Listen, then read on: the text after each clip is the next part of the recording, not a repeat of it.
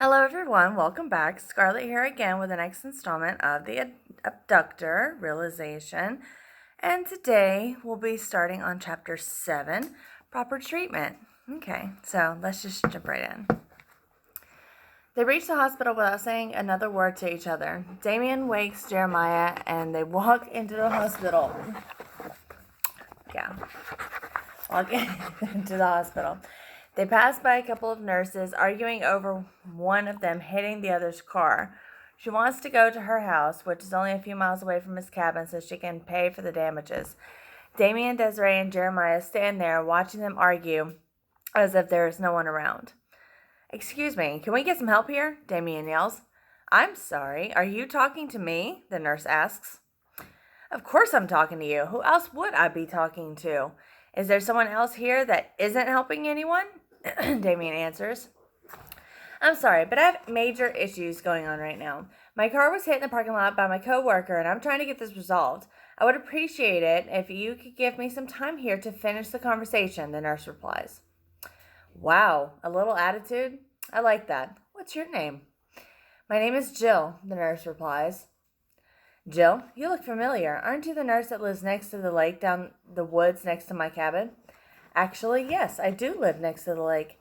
You don't live here all the time, though," Jill replies.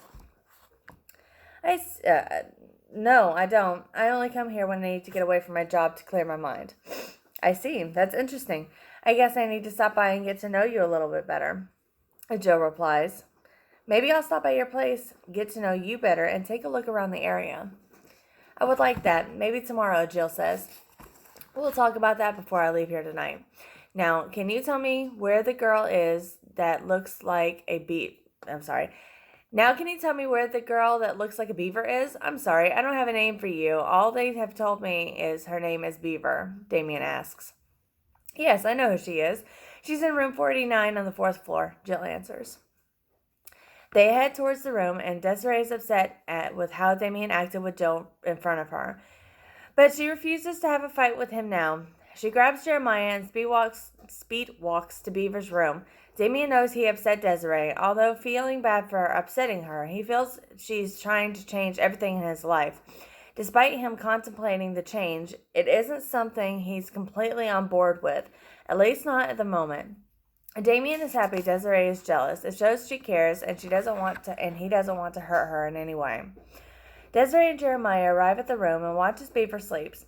Jeremiah goes over to the bed and stands next to her, grabbing her hand. Jeremiah tears up as he looks at his sister lying in bed medicated. She comes in and out of consciousness. Desiree sees Jeremiah battling his emotions as she, too, becomes emotional. Beaver wakes and notices them standing there. As she looks around the room, a doctor walks in, and so does Damien.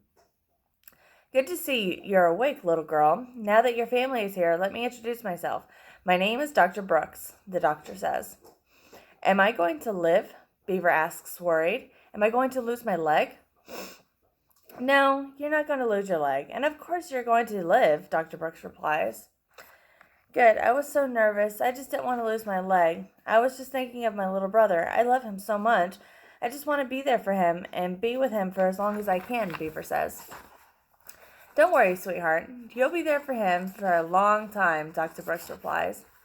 "Well, Damien, why don't you try to rip her heart out now and tell her what you're thinking about asking her? Tell her now, Damien," Desiree says.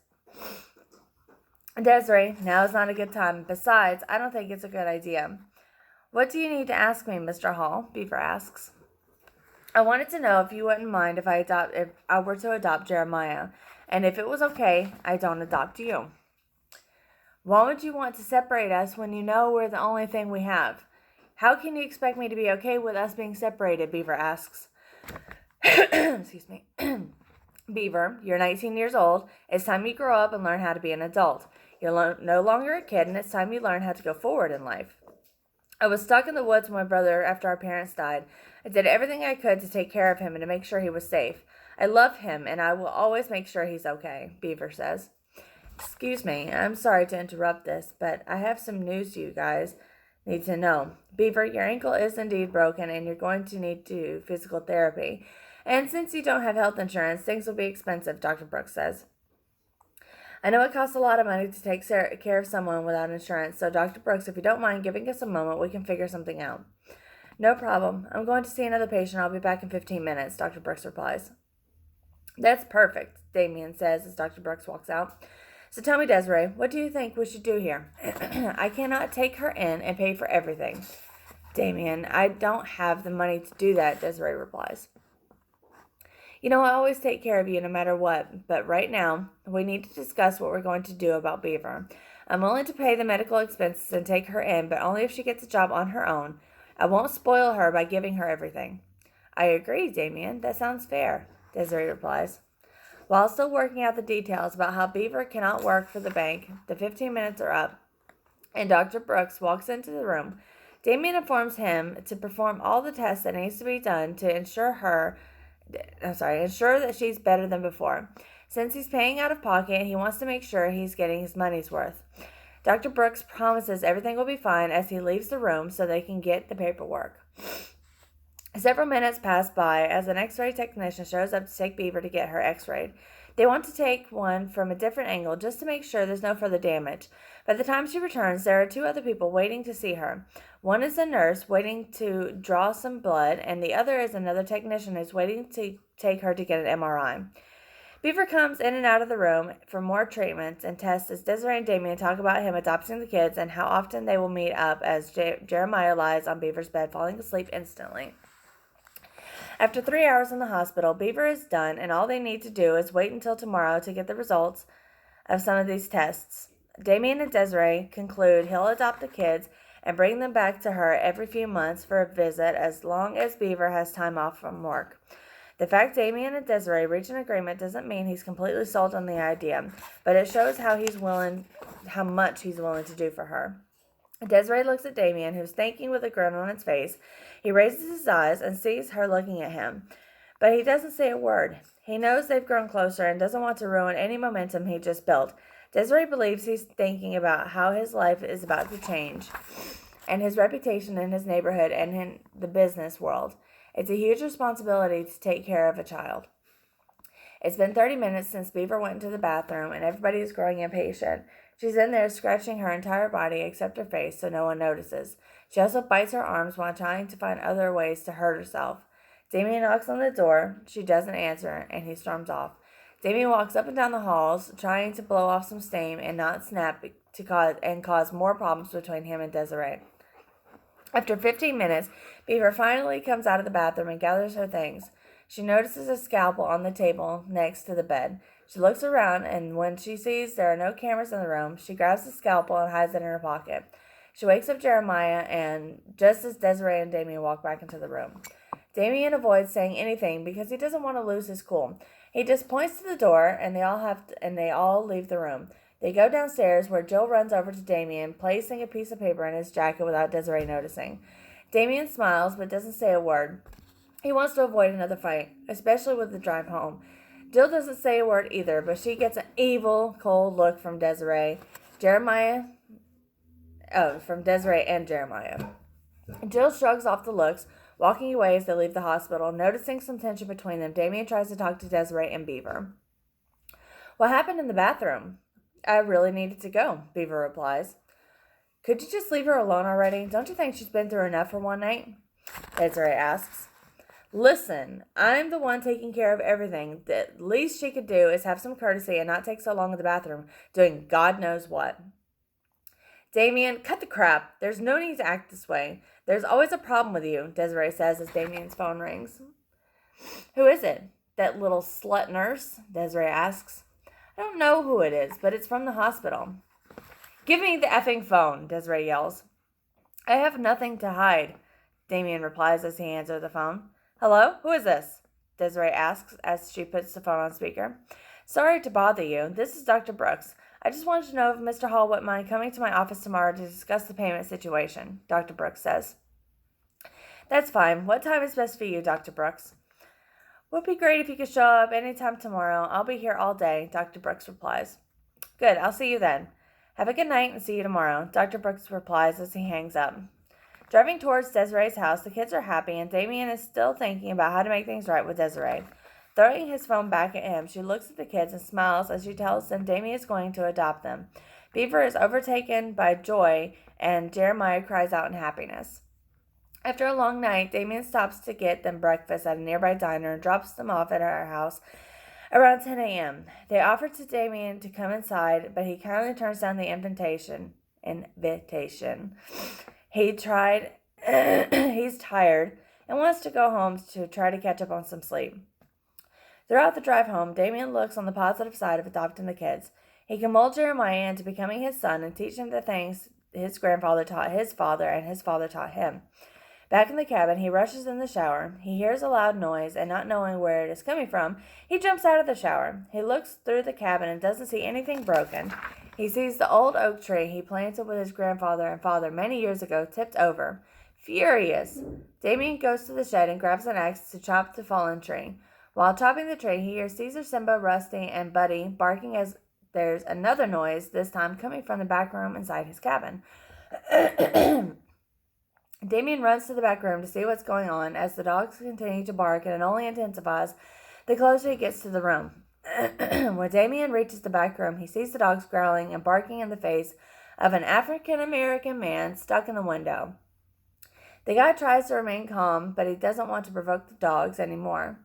He sure as hell doesn't want the dogs to feel the need to attack.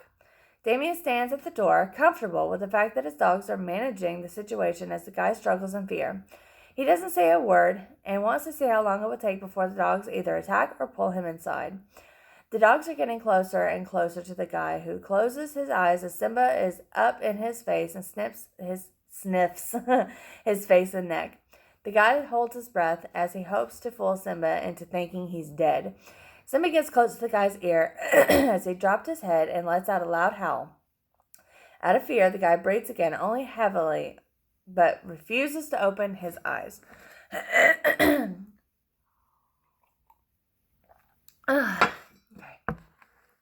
Simba now backs up and looks at him. He walks over to the guy's head, lifting his leg, and as he pees on the guy's face, to which the guy reacts by opening his eyes.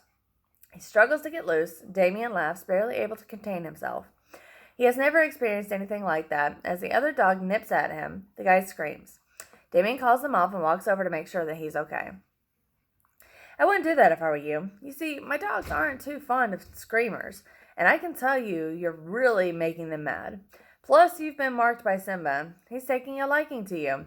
I'm happy to see your head is shaved and appear to be in great shape. My dogs are going to have fun with you. Who are you, dog? The guy asks. Who am I?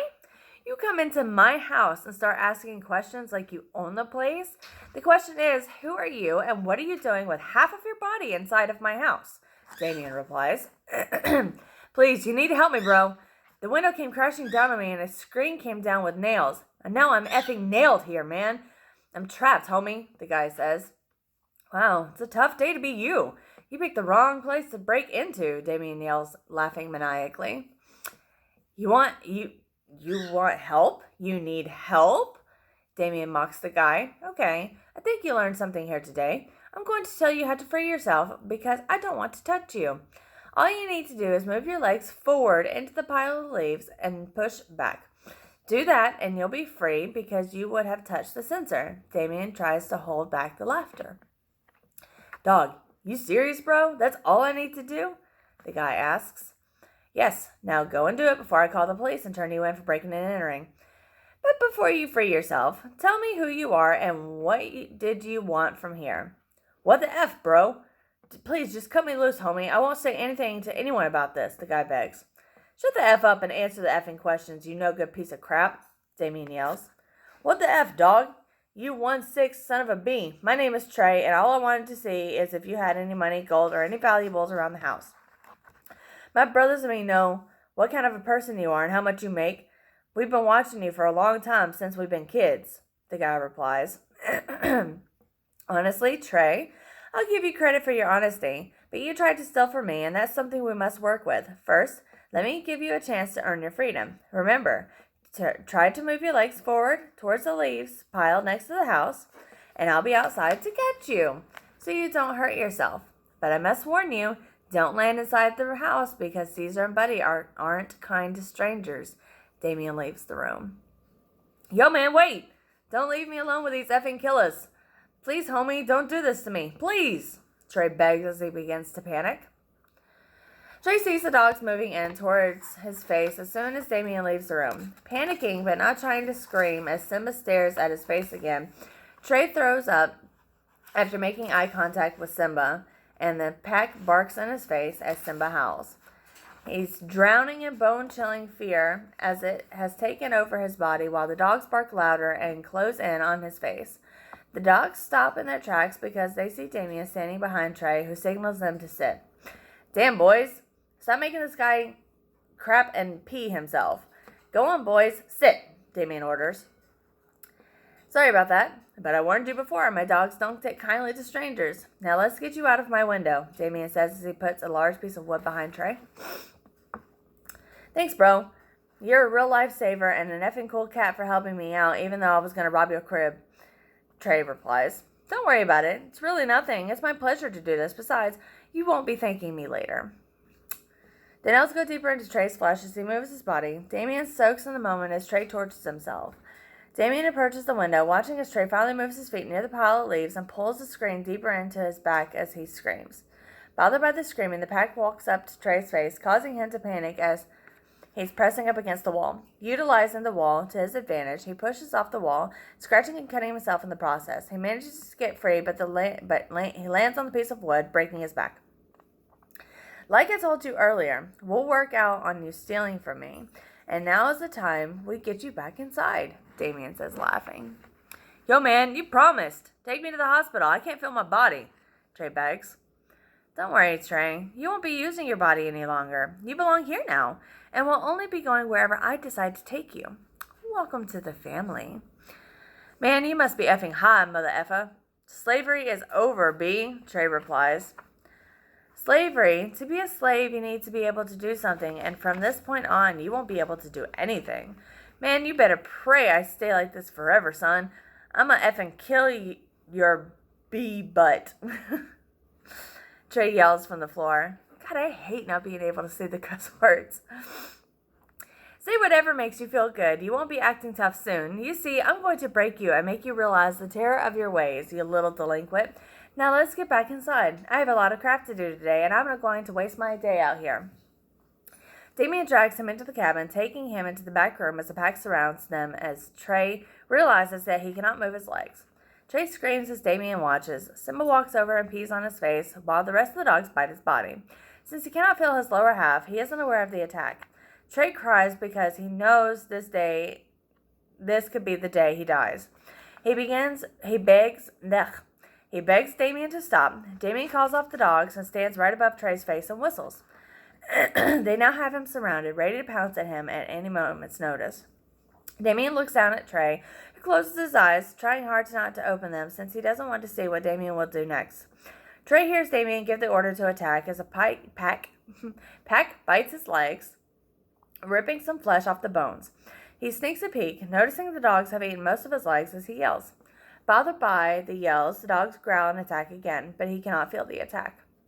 The attack continues as little by little. Trey opens his eyes and realizes he's missing a leg and sees all the blood he's losing all over the floor as the pack drinks it. Knowing there's no way he can escape now, he screams as the pack surrounds him once more while Damien just watches his dogs do all the work. Screaming, Trey tries to move as Damien stands over him and is amused by Caesar, who manages to rip his left eye out as he cries. He hears Damien call off the dogs. That's enough. Sit, Damien yells. F, man! What the F? Trey screams. My God, Trey, what a bloody mess you are. He grabs the chair, placing it in front of the window. Well, let me make you comfortable so you don't say I never treated you right. Damien places Trey on the chair. Now that you're comfortable and know who's in charge, tell me, who knows you're here? 2 of my friends, and they'll be here within the hour to pick me up, along with what I was able to collect, Trey replies. Once they get here, you will be sorry, and so will your effing man-eating dogs. The bees are gonna regret effing me up, and you will wish I had just taken your crap, son. I promise you will be sorry. Okay. Sounds perfect. That gives me enough time to put the finishing touches on you and put you right where they can see you so that they can come help you, Damien replies as he cuts off his tongue. Well, now that's not so bad, right? Stop that crying crap. I need to seal the wounds. Damien burns the wounds.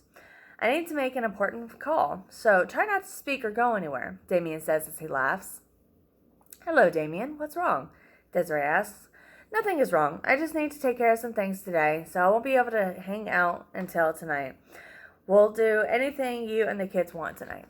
Okay, Damien, sounds good. I will talk to them later and see where they want to go, Desiree says. Okay, see you later, Damien says as he hangs up. Damien prepares for the visit of Trey's two friends. He wants to make sure there's no way they can get in without having a broken bone in their body or getting trapped. After setting up everything, Damien decides to take a shower so he can go see Dr. Brooks while Damien is in the bathroom. The two friends show up. Looking throughout the property as they approach the back room window, the friends are shocked, scared, and concerned when they see Trey all butchered and bound to a chair. Let's try to get through the window to get Trey out as soon as possible. They try. Damien is almost done in the bathroom. He walks over to his bedroom and looks at the monitors. He's anxious to see if they can get into the room. In the meantime, Damien opens the back door to the house and lets in Brandy, Einar, Simba, and Rusty and orders them to sit next to the door. Rusty listens for a second, but then walks over to Trey and looks him all over while the others impatiently wait for the next order. Upset that Rusty doesn't obey, Damien focuses on the task at hand. This can work to his advantage, given that he's very friendly to everyone until commanded to attack. Damien goes back to the security monitors and sees two friends. One is fat with a bandana, and the other is average built with tattoos all over. They talk to each other to come up with a plan instead of just going in blind. They manage to get the window open while one of the friends is hesitant to go in. He's afraid that Rusty is in the room. The other friend sees the other window has been open the entire time and goes into the window. The friend trying to get into the room and the friend trying to get in through the window that Trey is in has managed to get his hands in the room, but fears Rusty.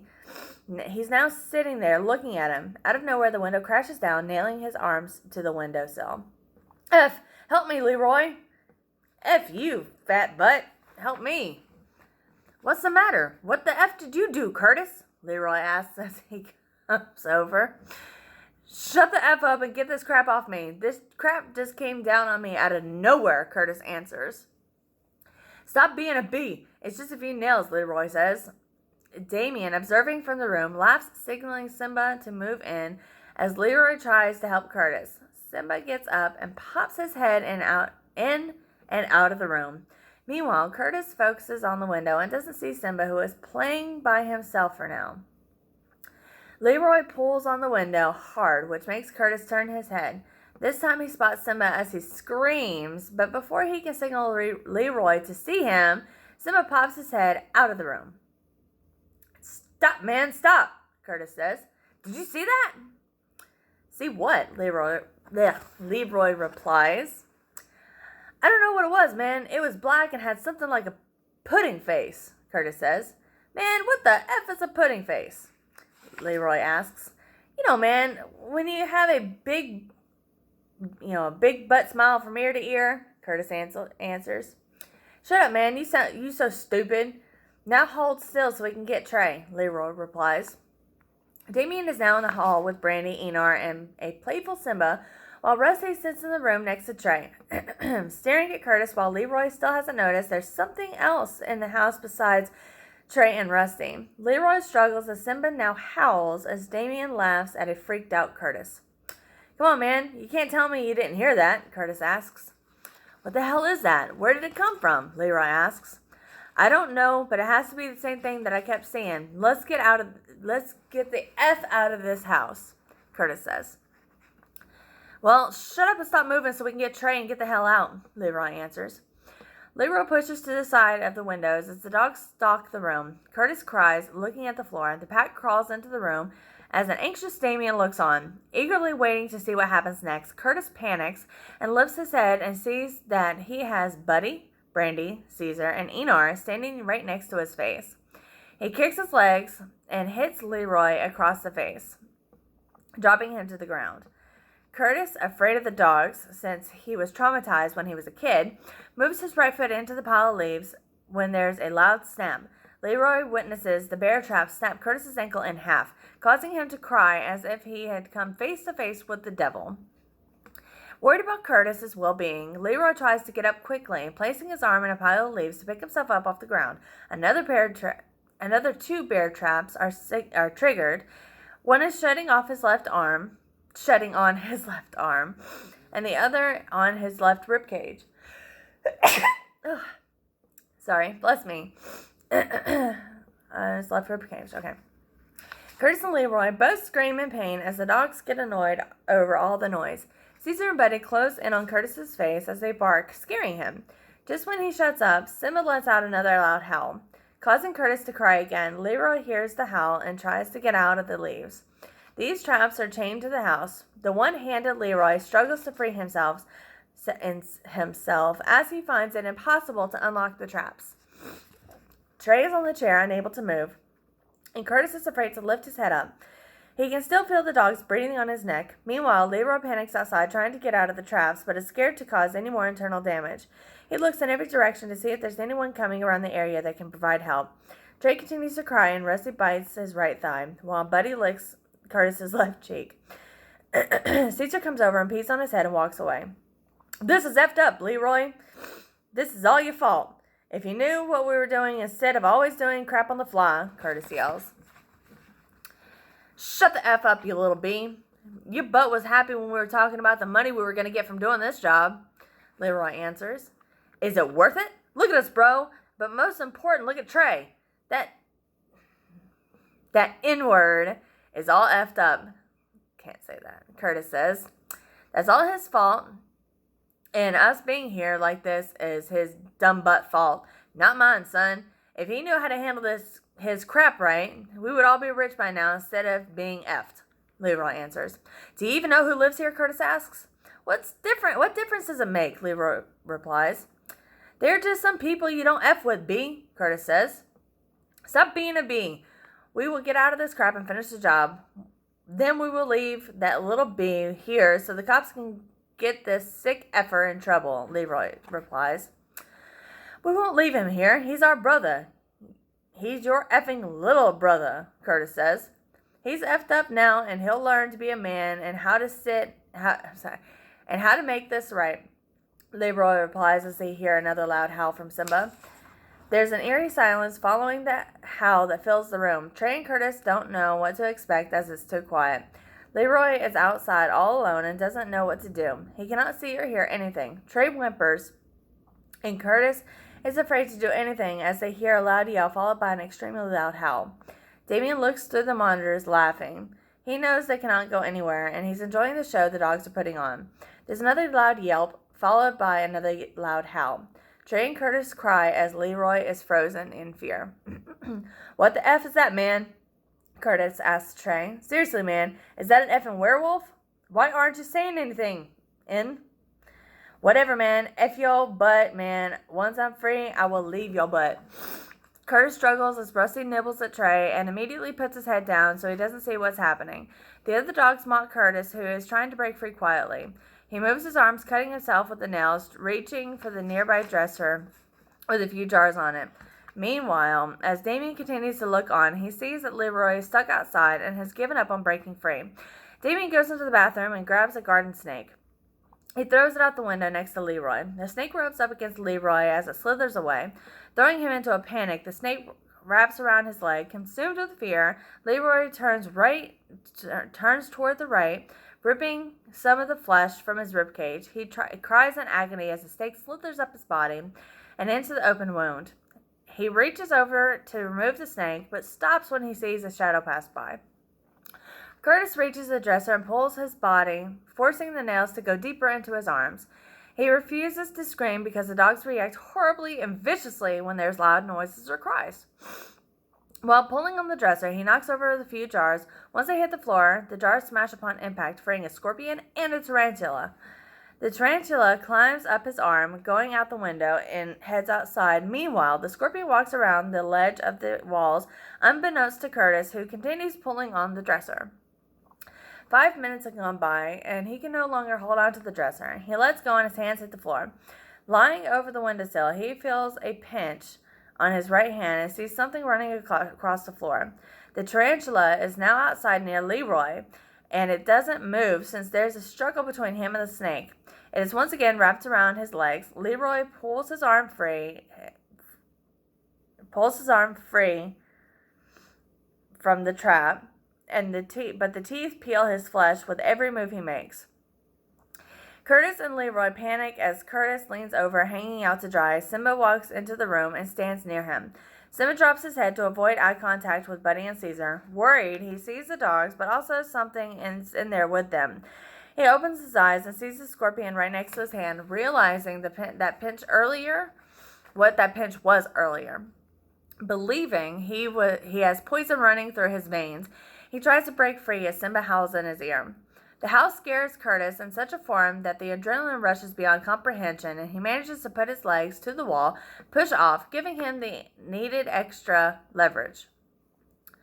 He also pushes off from the dresser. He manages to break the window, but unfortunately for him, instead of landing outside, his momentum drops him inside.